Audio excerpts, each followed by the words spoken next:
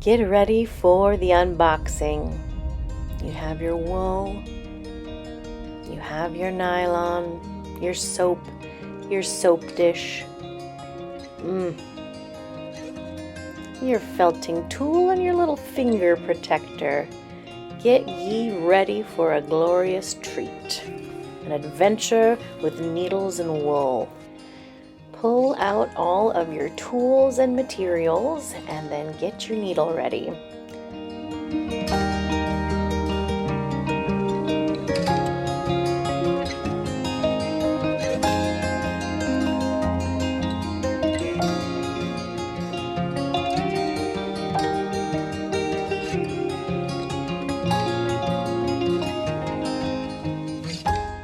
I recommend starting with the largest needle as it helps to shape and push all of that wool into a tangled little mess of green to give you the landscaping for your lovely little owl, the grass that she stands on. Continue stabbing and jabbing that green wool until it becomes nice and dense. You want the wool to be well felted so that when you take your soap for its maiden voyage in the shower, you don't lose little bits to the drain. Next, grab some white, a hefty little bunch, and then roll it up to approximate the shape of that owl body, sort of oblong with a pointy tail towards the bottom right, and then stab that sucker into place. I tend to focus on the outside edges first and then get towards the middle and felt away. Stab, stab, stab. In terms of depth of stabs and jabs, it depends on what your goal is. Deeper stabs will help adhere a shape to the bar. More shallow stabs help to soften or smooth out the bumps. So now our little owl is coming along. We pulled off a little piece of white and shaped it into a ball and started to adhere it to the head area.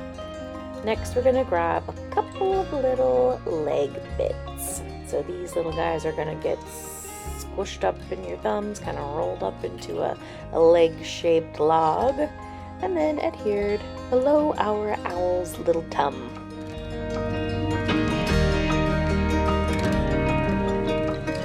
Next, you can see that I am adding some depth to that white wool. I want my owl's body to have a lovely textured relief-like feel to it. It looks cool, it feels cool, and it's more fun. You get to add more. Aha! We're adding a little tail feather detail, and then continuing to stab, stab, stab until the texture is nice and smooth. Our next owl part will be her cutie little yellow feet. So we're going to pull off a teeny little bit of yellow and roll it up between our fingers, a couple of little pieces, and then stab those feet into place.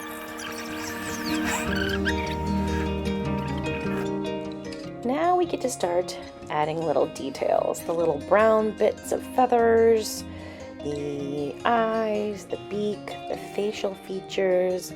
All of this comes down to rolling up teeny little bits and adding them to the spot where you think they look good. Successful needle felting requires patience and meticulous stabbing. So we started here with a brown frame for the face. And next I'm going to grab that yellowy brown, kind of umber ochre baby poop sort of color and roll up another narrow little worm to create the heart shape around the eyes of our pretty little owl. More log making and worm rolling will continue here. Get real comfortable with that, folks. And then we're gonna add this little smile looking shape or element.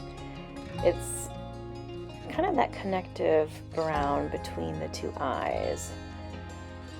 Our next two little mini tufts, we're just gonna lay those little tufts around where those eyes are gonna go.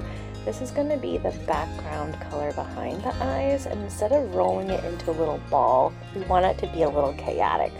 So we're just gonna lay that little baby tuft down and then stab it into place in kind of a random shape, similar to a circle, but we want maybe a little pokies to come out so that it has quirkiness. Now I'm going to grab some yellow, and that yellow is going to become the beak. Our hooter is going to have a very bespoke mouthpiece.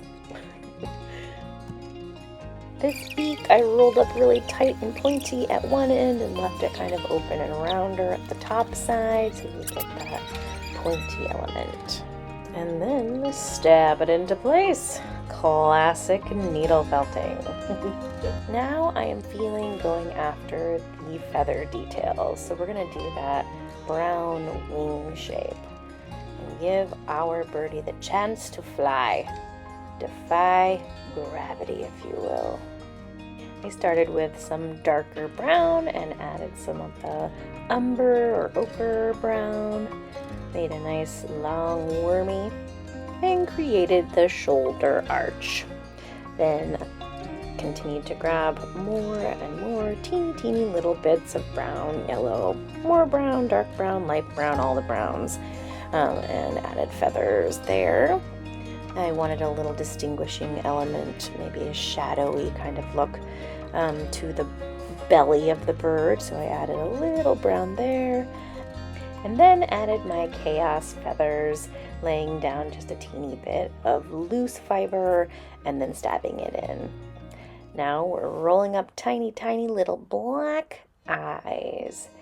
The key to making realistic looking eyes is making multiple layers and making sure you have that little white tiny shine in the middle. So here's that little itty bitty black eye. I'm stabbing that guy in. I'm gonna get to the other one in a minute.